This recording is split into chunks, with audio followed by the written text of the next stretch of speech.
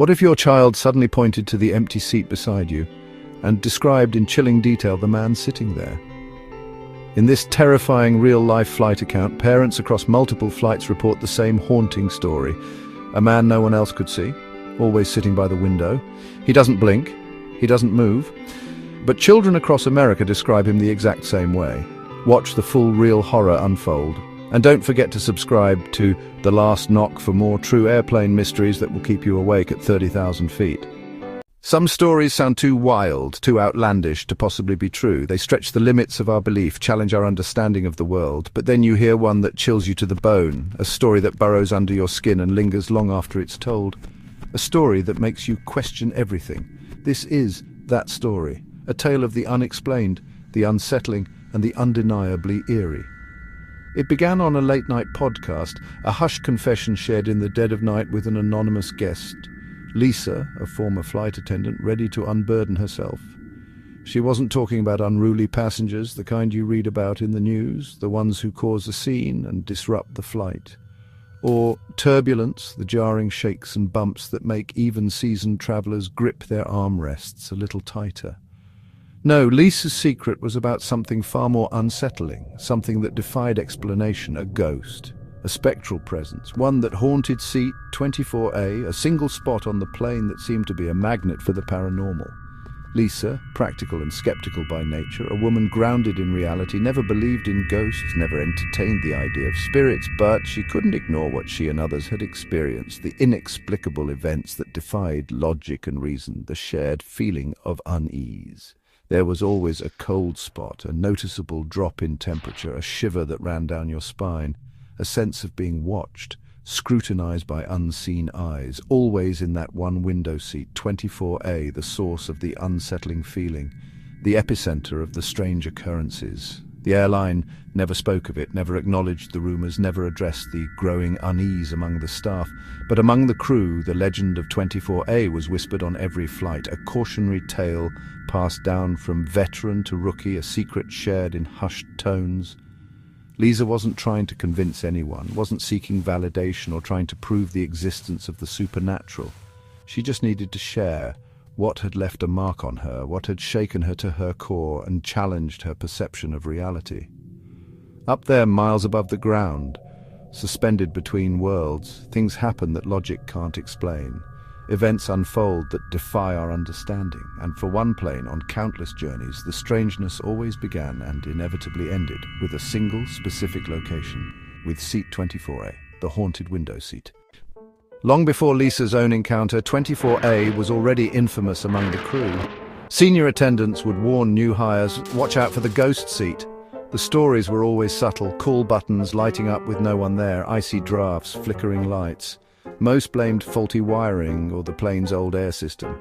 Lisa ignored the rumors at first, focused on her job, but the stories always centered on the same seat, the same plane, a Boeing 737. Crew joked about the ghost plane, but some avoided that row altogether. The details varied, but the location never did. Always 24A, always the window. Even the toughest crew members admitted to strange happenings. Over time, Lisa's skepticism began to crack. It wasn't just a rumor anymore, it was a pattern. And everyone who worked that plane knew it. The legend took a darker turn when the crew noticed a pattern. Children were the only ones who sensed the ghost. Adults in 24A noticed nothing, but kids? They'd cry panic or refuse to look at the window. Babies screamed until moved. Toddlers buried their faces, terrified. It wasn't normal fear, it was something deeper, something primal. Lisa remembered a boy in 24A who begged to move, saying, "The man is scaring me." But there was no man. Once moved, the children calmed instantly. The crew quietly avoided seating families with kids in that row, making up excuses to protect them. Whatever haunted 24A, it only revealed itself to children. It was as if the ghost existed just beyond adult perception. The crew's unspoken rule never let a child sit in 24A. Some things, they decided, were better left unseen. The story that cemented the legend involved 3 unaccompanied minors seated in row 24. 2 brothers and a girl, all strangers, were fine at first. Then a passenger noticed their silence. They sat frozen, eyes wide, staring at the window seat. A flight attendant knelt beside them, asking what was wrong. The oldest boy whispered, "We don't like the man." The girl pointed at her own seat. The sad man, he won't stop looking at us. There was no one there. The crew moved the children to the front. Instantly, they returned to normal. When asked, they only said, "He was scary, we don't want to go back."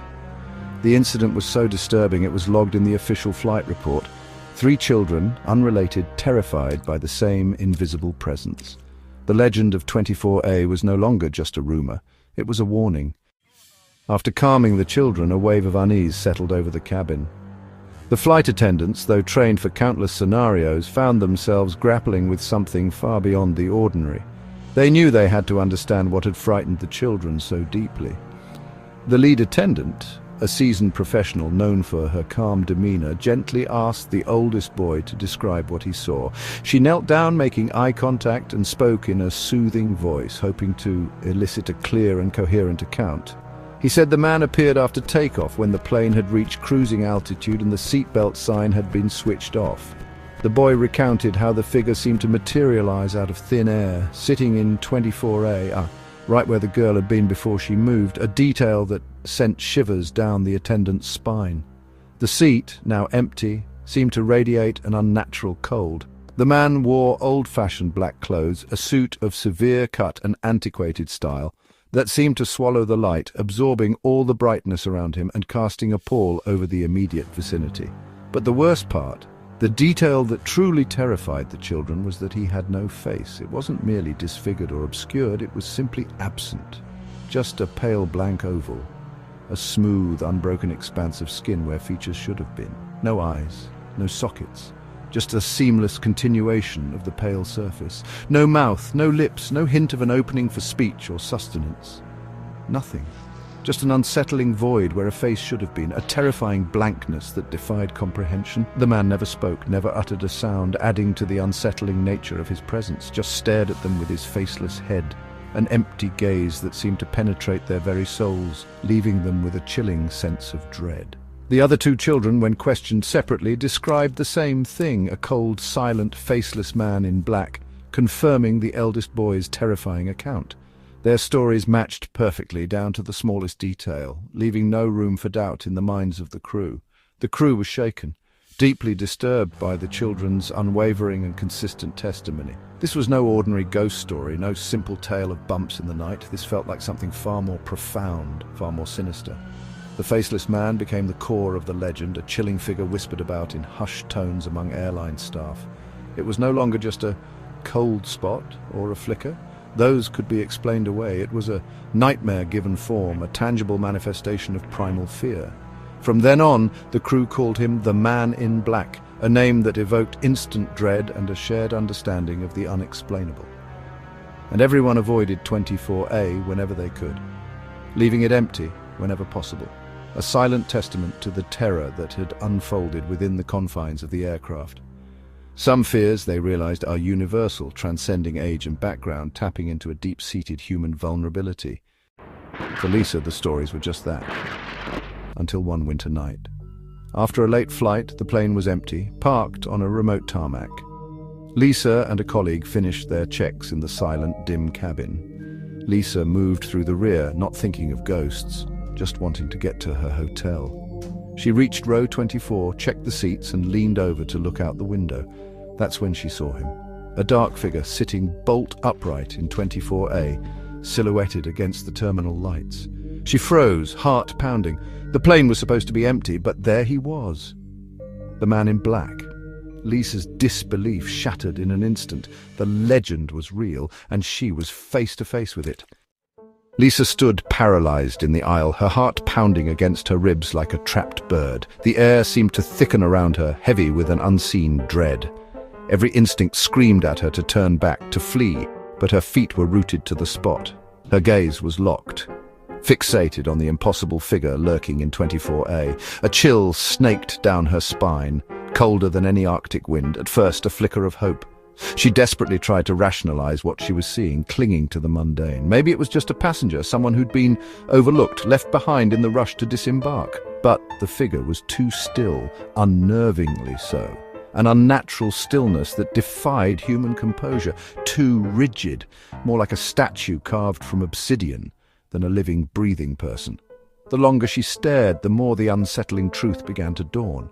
As her eyes slowly adjusted to the dim cabin light, straining to pierce the gloom, she saw the horrifying truth. A man cloaked in dark, unsettling clothes, but with a smooth, utterly featureless face.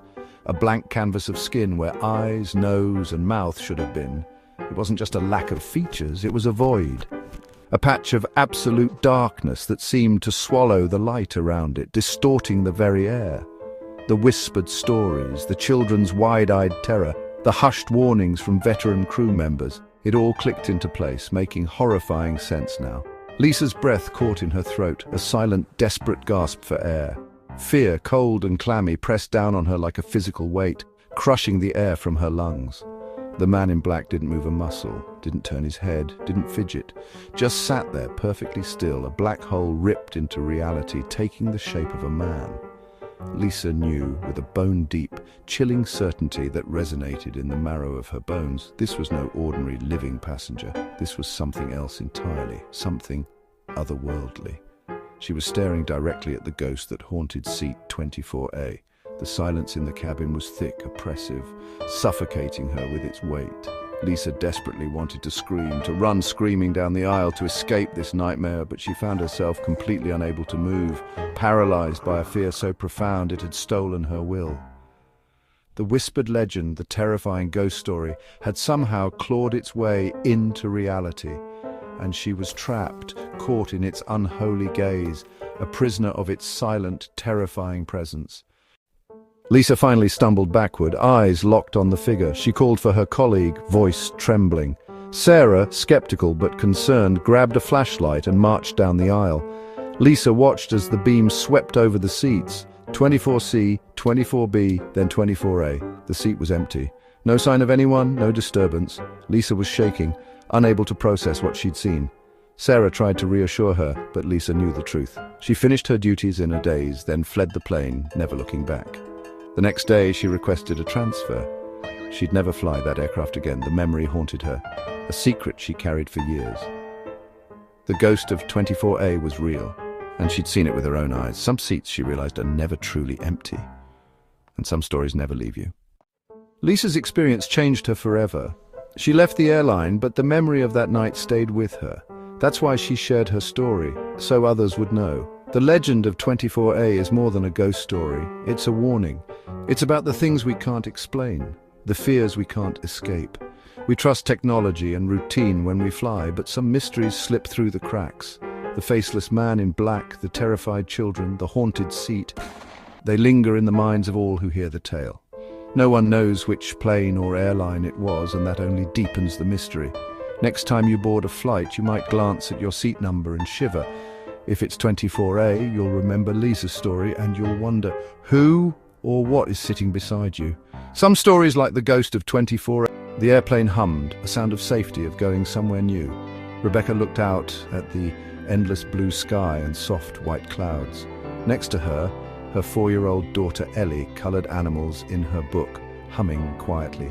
Just a normal flight. She was flying from Phoenix to Seattle, a trip she'd made many times, but something felt different this time.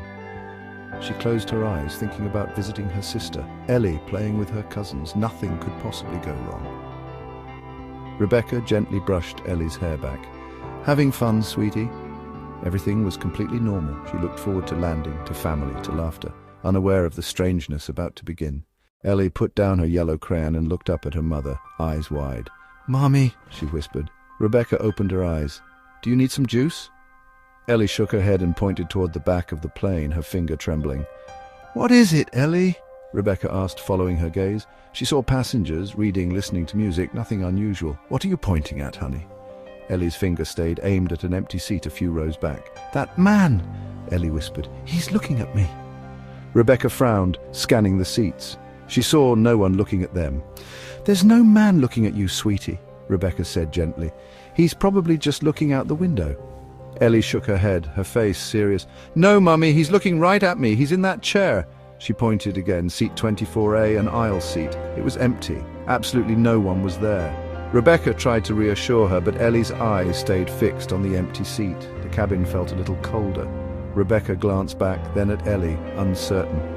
"It's just your imagination, honey," she said. but her voice was less certain. Ellie didn't answer. She just stared. Rebecca tried to distract her, but Ellie wouldn't look away. The hum of the plane seemed louder. Rebecca forced a smile, hoping the moment would pass. But Ellie's fear lingered, quiet and real. Rebecca squeezed her hand, trying to comfort her. The empty seat seemed to draw their attention, silent and strange. Rebecca looked away, unsettled. Rebecca leaned forward, squinting at seat 24A. It was empty. Seatbelt buckled, headrest clean, screen black. "Ellie, honey, that seat is empty," Rebecca said, trying to sound reasonable. "See, there's nobody there." Ellie didn't look convinced. She stared at the seat, her voice trembling. "He's there, Mommy. He has a black suit. His skin is grey, like smoke." Rebecca shivered. The description was too strange for a child to invent. "He doesn't blink," Ellie whispered. "His eyes are just open. He keeps looking at me." Rebecca's heart beat faster. She looked again, still empty. Maybe it was a reflection, a trick of the light. "Ellie, maybe you're just sleepy," Rebecca suggested. "Why don't you take a little nap?" Ellie pulled away, eyes locked on the seat. "He's not nice, Mummy. I don't like him. He looks like he's made of smoke." The word hung in the air. Rebecca looked at the seat one more time. It was just a seat, but now it didn't feel ordinary. She tried to shake off the chill, but Ellie's fear was contagious. Rebecca forced herself to focus on something else. The cabin felt smaller, the air heavier. She tried to reassure herself. There was nothing there. But Ellie's words echoed in her mind. Rebecca squeezed her daughter's hand, wishing she could make the fear disappear. The empty seat seemed to watch them. Rebecca looked away, unsettled. The flight continued, but the sense of normalcy was gone. Rebecca tried to ignore the feeling, but it lingered. The man who wasn't there had changed everything, and Rebecca couldn't explain why. Ellie wasn't the only one. Soon a little boy across the aisle began to cry, burying his face in his mother's shoulder. "What's wrong, Leo?" his mother asked, but he only pointed towards seat 24A, the same empty seat. "The scary man," he sobbed. "I don't like his face." His mother looked confused, glancing at Rebecca for reassurance. Rebecca's heart pounded. Another child seeing the same thing. Then a girl in a pink dress turned to her father. "Why is that man so still?" she asked, pointing at the same seat. 3 children, all pointing at the same empty chair. Whispers spread through the rows. Parents exchanged worried glances, looking at their children, then at the empty seat. The calm flight was gone, replaced by a nervous energy. The adults saw nothing but an empty chair, but the children saw something else, something terrifying. Rebecca felt the tension in the air, the fear growing. The hum of the plane was no longer comforting.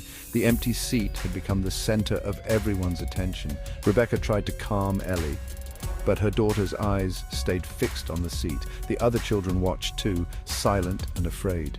The adults tried to dismiss it, but doubt crept in. The normal flight had become anything but. Rebecca looked at the seat, wishing she could see what the children saw. The whispers grew louder, the fear more real. The empty seat was no longer just a seat. It was a mystery no one could explain. Rebecca held Ellie close, feeling helpless. The cabin felt colder, the air heavier. The man in seat 24A was invisible to the adults, but not to the children. A flight attendant named Linda noticed the commotion. She approached the crying boy's mother, who explained her son saw a man in the back, though the seat was empty. Linda's smile faded as she glanced at the area. She checked with Rebecca, who admitted Ellie was scared of the same seat. "Seat 24A, Linda repeated, frowning. She walked to the seat, inspected it thoroughly, nothing unusual. Returning, she said quietly, "There's absolutely nothing there. The passenger assigned to that seat cancelled. It's been empty the whole flight." Linda tried to reassure them, suggesting maybe the cabin environment made kids imagine things, but her explanation sounded hollow, even to her. 3 children. Same story, it didn't make sense. Linda moved on, but her eyes lingered on the empty seat. The parents exchanged uneasy glances. The mystery deepened. Rebecca unbuckled her seatbelt. She had to see for herself. "I'll be right back, sweetie," she whispered to Ellie, who clung to her arm. Rebecca gently freed herself and walked down the aisle, feeling the eyes of other passengers. She stopped beside seat 24A. It looked ordinary. Blue fabric, a worn headrest, nothing unusual. She touched the seat. It felt cool. She bent down, checked every angle. Nothing. But a strange coldness seemed to radiate from the spot. Rebecca tried to dismiss it as a draft. She pictured the smoky man Ellie described, shivering at the thought. She turned to go back, glancing at the children. Leo peeked over his mother's arm, eyes wide. The girl in pigtails stared, mouth open. They weren't looking at Rebecca. They were looking past her, at the seat, as if the man was sitting right there, invisible to adults. Rebecca hurried back to her seat, unsettled. The empty seat felt anything but empty. The fear in the cabin was real. Rebecca returned to her seat, mind racing. She needed to prove to Ellie and herself that nothing was there. She pulled out her phone. "Let's take a picture of the empty seat," she said, forcing a smile. Ellie watched, terrified but curious. Rebecca leaned into the aisle, aimed her camera at seat 24A and snapped a photo. The seat looked empty on the screen. She sat back down, showing Ellie the phone. "See, just an empty chair." She opened the photo gallery, ready to reassure her daughter. But as the image loaded, Rebecca's smile faded. Something was wrong. The picture didn't look right. There was a shape, faint, blurry, but there. Rebecca's heart pounded. She zoomed in, her hands shaking. The outline of a man appeared, tall, thin, in a dark suit. His form was hazy, almost transparent, just like Ellie had described. Rebecca stared, unable to speak. Ellie tugged her sleeve. "Did you see him, Mummy?" Rebecca nodded, speechless.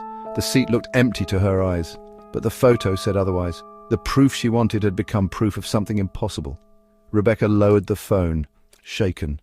The fear in the cabin was now hers too. At first, Rebecca thought it was a smudge on the screen. She wiped it, but the shape remained.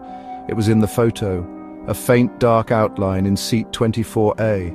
She zoomed in, the image sharpening.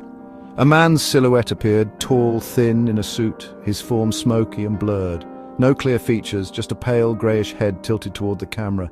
The unblinking stare Ellie described. Rebecca's breath caught. This wasn't possible. The phone felt cold in her hand.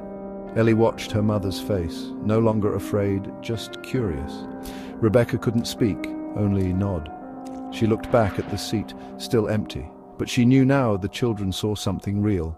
Someone was on this flight who shouldn't be. The impossible had become undeniable. Rebecca clutched the phone, her mind racing. The cabin felt smaller, the air heavier.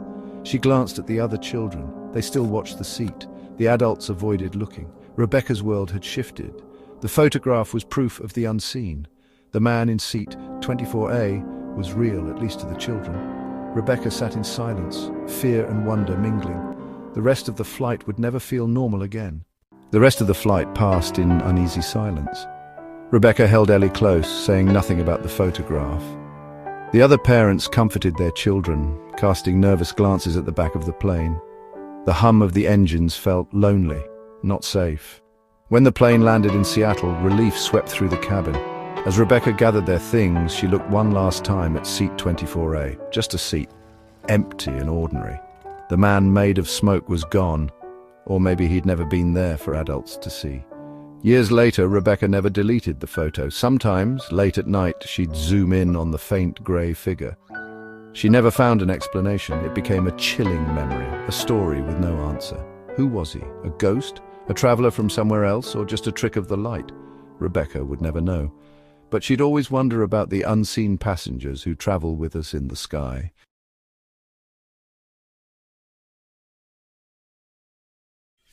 Some stories sound like pub nonsense, tall tales spun over pints of beer. The kind you dismiss with a knowing smile and a shake of your head. UFOs, talking badgers, lost lottery tickets promising untold riches. The realm of the improbable, the statistically insignificant, the downright absurd. But every so often, a story comes along that's so bizarre, so utterly perplexing, it sticks with you. It burrows into your mind, defying explanation and challenging your perception of reality. This is the story of the Henderson family, an ordinary family, much like your own, caught in the web of an extraordinary event. It begins with what should have been a routine flight from Chicago to Los Angeles, a transcontinental journey undertaken thousands of times each day without incident. But this flight held a secret, a passenger who, according to all official records, passenger manifests, and eyewitness accounts, shouldn't have been there. A ghost in the machine. It's not about ancient curses or pirate maps leading to buried treasure.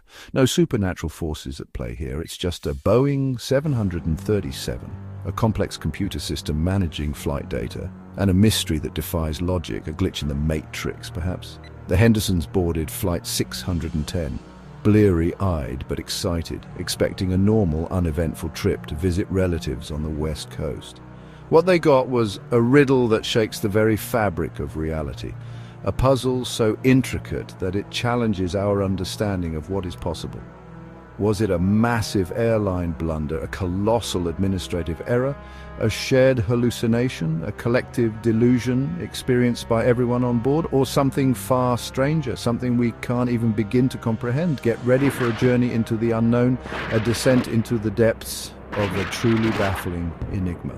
Let's look at the facts, examine the evidence, hear the family's account firsthand, and see if you, the viewer, can make sense of the flight that wasn't there.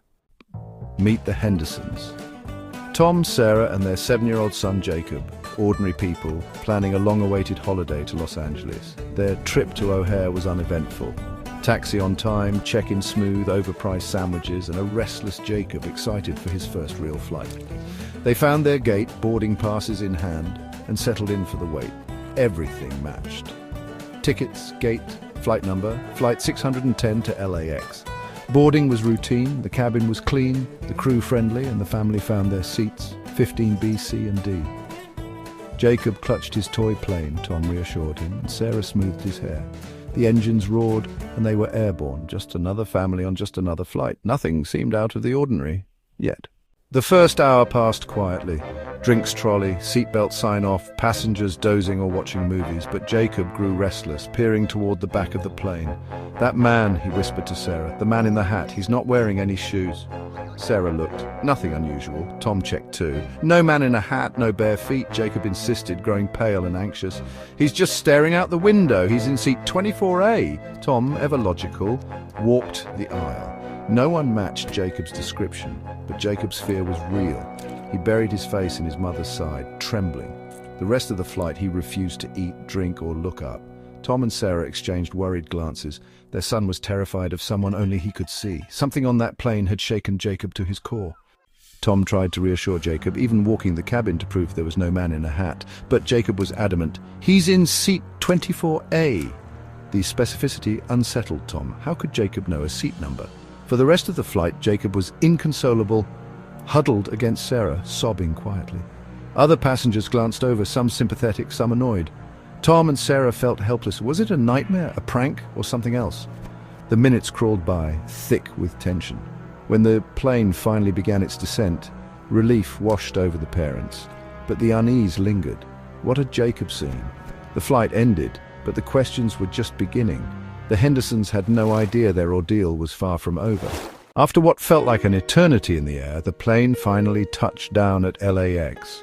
The wheels hit the runway with a reassuring thud, signaling the end of their journey from Chicago, but for the Henderson family the sense of relief was mixed with a lingering unease. Jacob, who had been visibly distressed for much of the flight, only relaxed when the aircraft came to a complete stop. The tension seemed to drain from his small body as he finally felt solid ground beneath him. He unbuckled his seatbelt with a sigh, eager to put the unsettling experience behind him. As they waited at the baggage claim carousel, watching the luggage go round and round, Sarah couldn't shake off the feeling that something wasn't right. The incident on the plane kept replaying in her mind. She turned to Tom, her voice laced with concern, and suggested reporting the incident to the authorities. "Maybe," she said, her brow furrowed. "Maybe another passenger had noticed something, or perhaps someone had frightened Jacob without realizing it." She hoped for a simple explanation, a logical reason for her son's fear. Determined to get to the bottom of it, they headed to the airline's customer service desk, hoping to find some answers and perhaps put their minds at ease. Tom stepped forward, his voice calm but firm, and explained the situation to the agent. "Our son was scared by a man," he recounted. "A man sitting in seat 24A on flight 610 from Chicago." He presented their boarding passes as proof, hoping to clarify any confusion. The agent, Maria, a young woman with a professional demeanor, listened attentively and then turned to her computer to check the flight information. After a moment of searching, she looked up, her expression puzzled. "I'm sorry, sir," she said, "but there's no flight 610 from Chicago today. In fact, I don't see any record of that flight ever existing today." Tom, taken aback by her statement, insisted. "But we were on that flight. We have the boarding passes right here." He showed their passes to Maria, pointing to the flight number and date. Maria, now visibly confused, double-checked the information on her screen, her fingers flying across the keyboard. The more she searched, the more perplexed she became.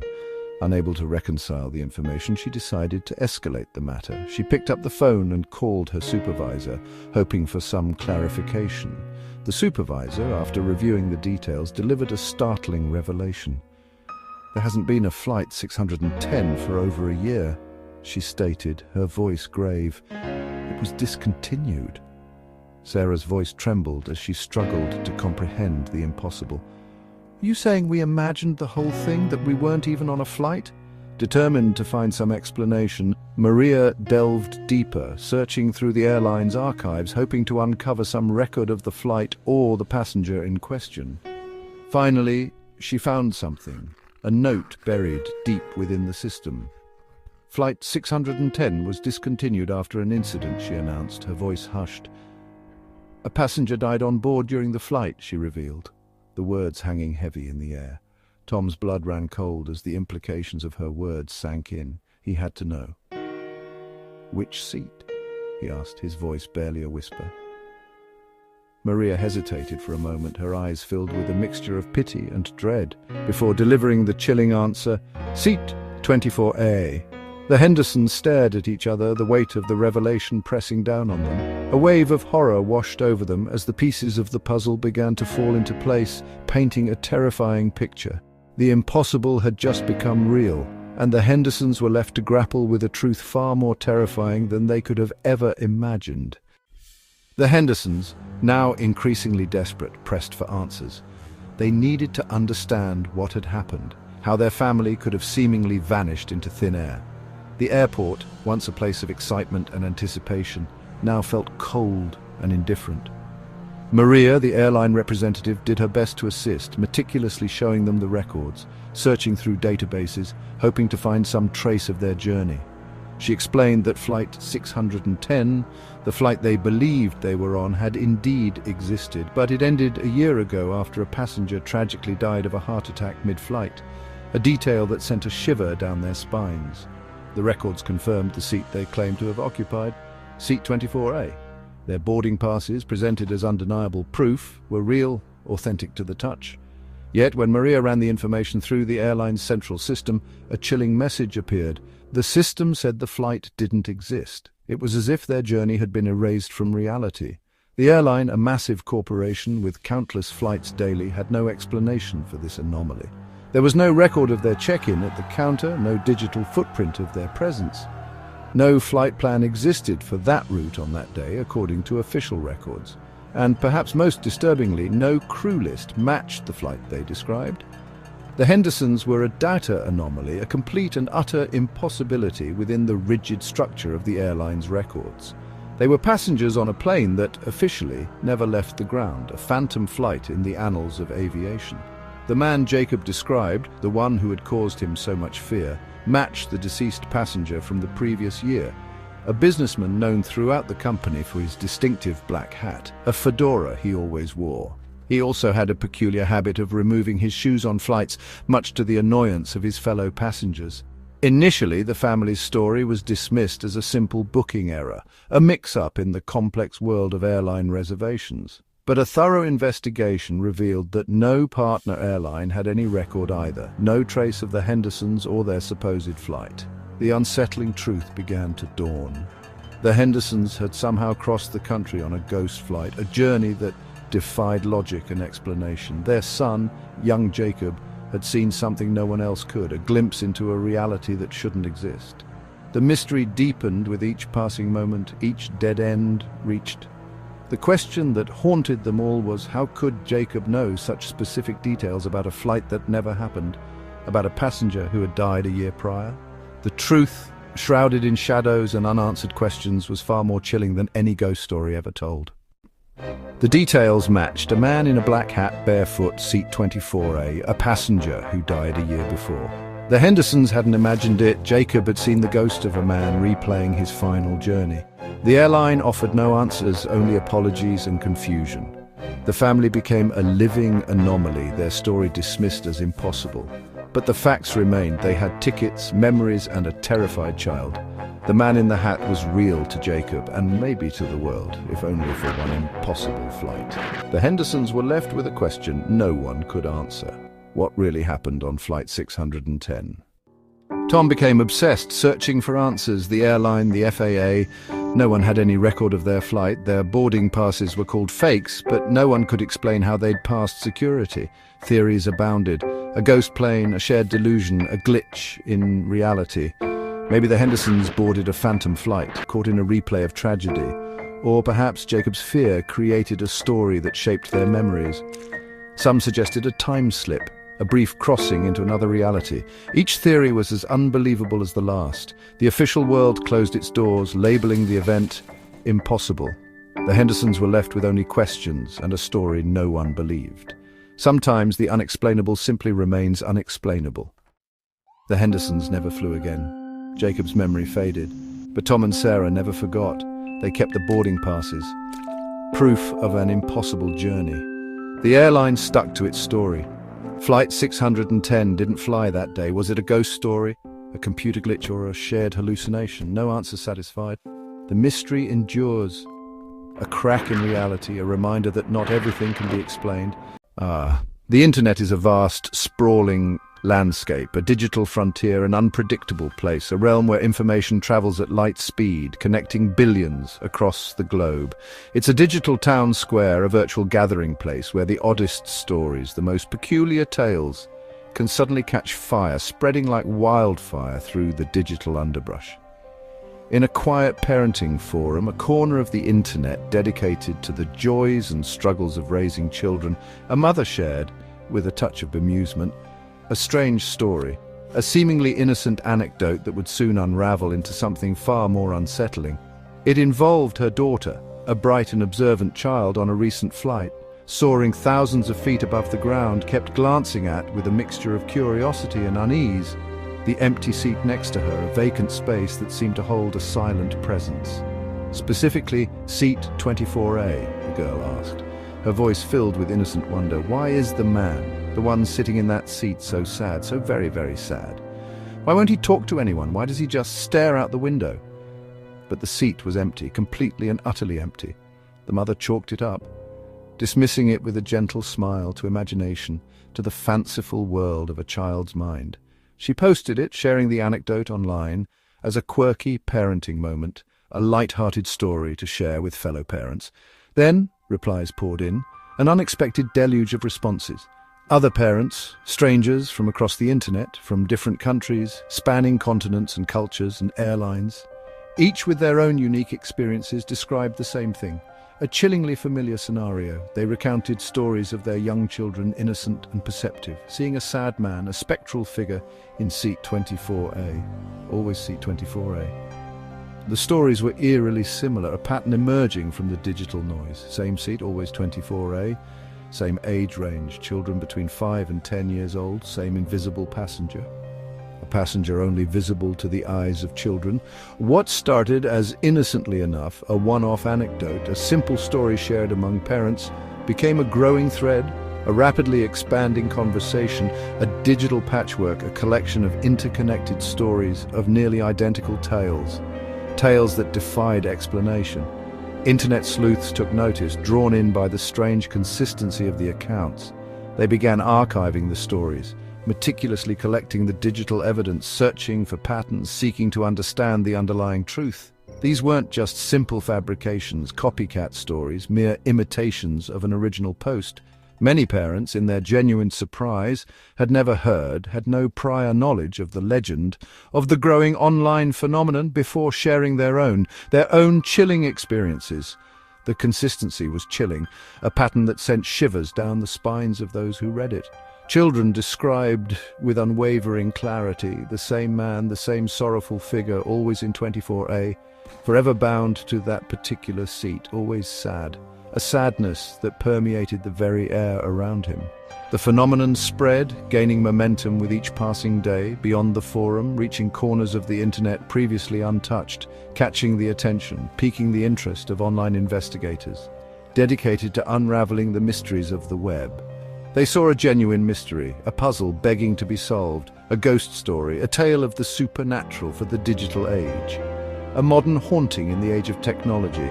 The sleuths began to dig, delving deep into the digital archives, determined to uncover, to expose, the truth behind the reality of this high-altitude haunting. This spectral mystery in the skies. Was it a coincidence, a series of random events aligning, a shared fantasy, a collective delusion spreading through the internet, or something more, something far more inexplicable? The search for answers, the quest for understanding, had begun. The investigation was underway. The skies are vast, and the world is full of unexplained phenomena. What made these stories, whispered among travelers and shared in hushed tones, so deeply unsettling? What was it about these tales that sent shivers down the spines of even the most seasoned flyers? It was their unsettling uniformity, the repetition of details across different flights and different airlines. Children, ages 4 to 9, innocent and unburdened by the skepticism of adulthood, consistently described a quiet man, a figure of solitude amidst the bustling activity of air travel. Always in seat 24A, a detail that became synonymous with the mystery itself. This wasn't confined to a single airline. No matter the airline, the reports remained the same, or aircraft type. The man in 24A seemed to transcend the specifics of air travel. He wore plain clothes, unremarkable attire that wouldn't draw attention. Usually a blue, a color often associated with calmness and melancholy, or grey jacket blending into the background, almost invisible, and stared out the window, seemingly lost in his own world, oblivious to the world around him, always with a look of deep sadness, a profound sorrow that resonated with the children who saw him. He never frightened the children. There was nothing menacing or threatening about his presence. Instead, they felt empathy, a deep sense of compassion for this silent, sorrowful man. Some offered him snacks, sharing their treats in an attempt to alleviate his sadness, or blankets, offering comfort to a man who seemed utterly alone in a crowded space. Sensing his sorrow, these children acted with a kindness that belied their young age. Parents tried to explain it away, rationalizing the sightings with logical explanations, reflections, stories, imagination, anything to dismiss the unsettling consistency of their children's accounts. But the pattern, the unwavering details, was simply too strong to ignore, too persistent to dismiss as mere coincidence. The sightings spanned years, a testament to the enduring nature of this airborne enigma, and continents suggesting that the man in 24A was not bound by geographical limitations, always involving young children, the key witnesses to this strange phenomenon.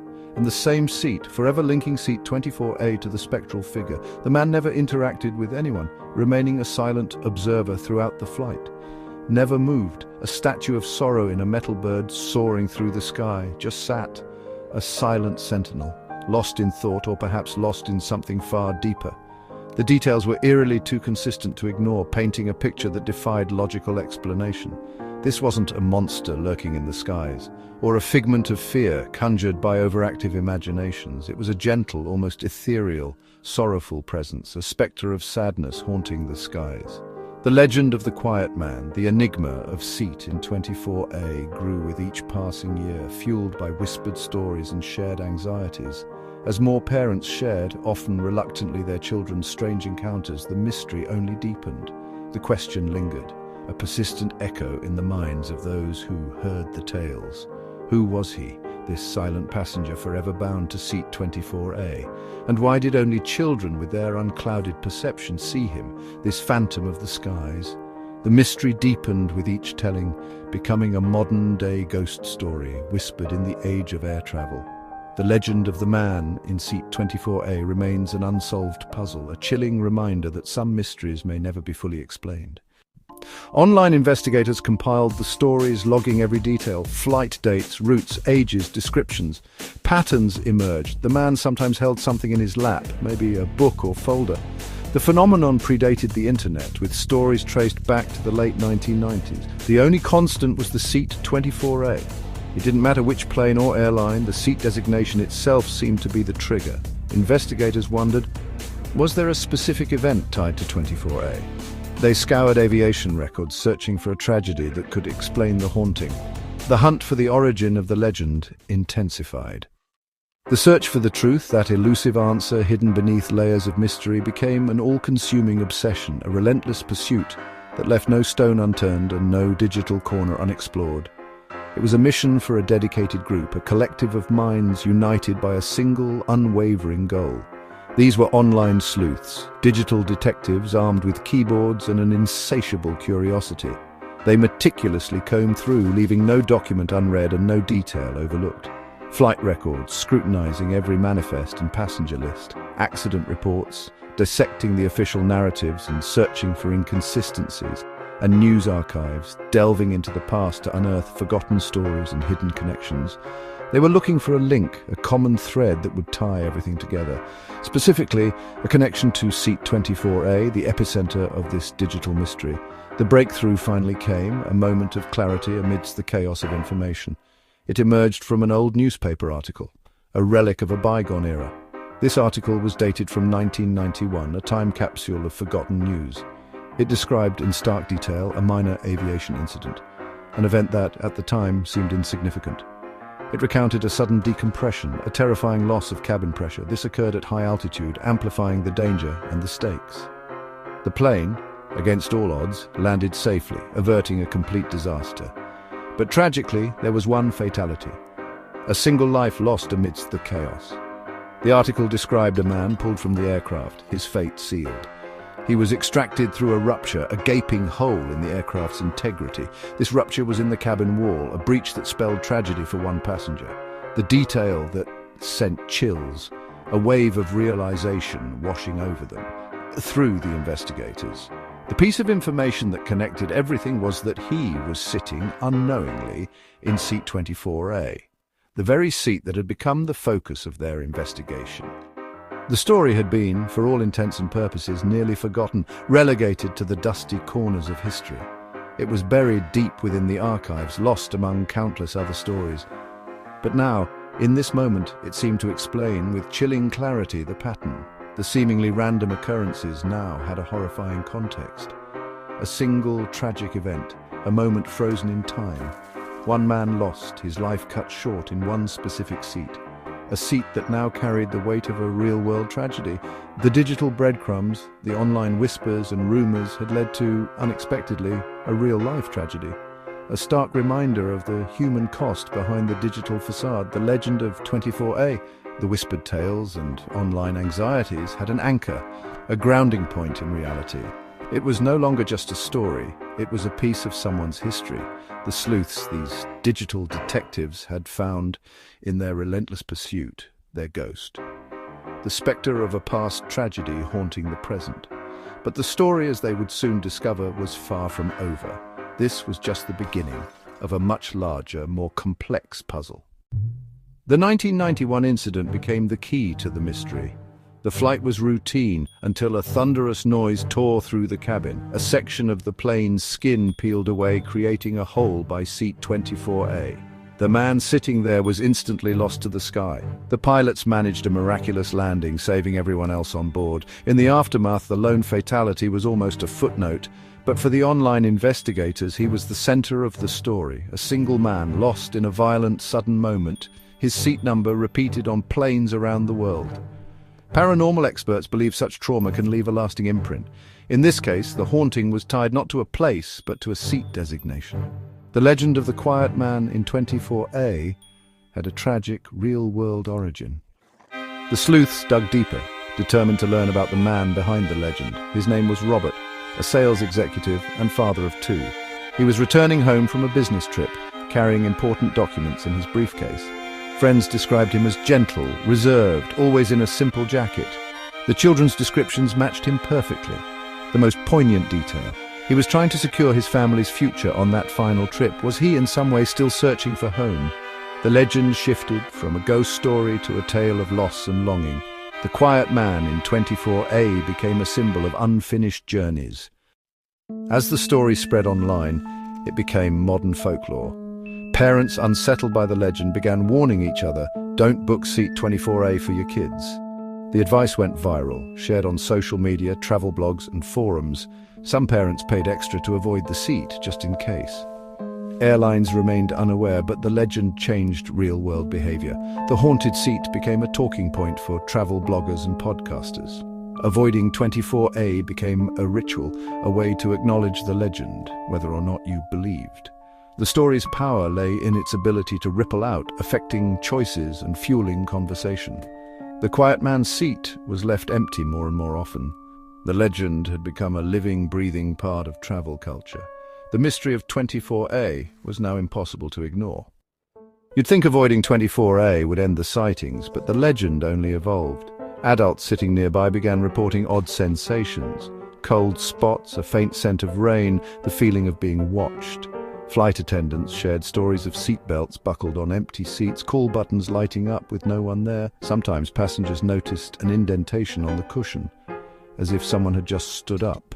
The quiet man's presence was felt, even if he was no longer seen. The haunting had shifted. Subtle but persistent, the seat remained his, whether occupied or not. The legend continued to grow, fueled by new stories and strange experiences. The quiet vigil of 24A endured, a mystery at 30,000 feet. The story was no longer just for children, it belonged to everyone who heard it. The legend of Seat 24A endures. A ghost story for the digital age. There's no proof, no photos, just a web of eerily similar stories and a single tragic event. Is it a haunting, a coincidence, or a modern myth? The truth remains elusive, hovering just out of reach. For some, it's a tale of life after death. For others, a study in collective storytelling. The legend doesn't need you to believe, only to wonder.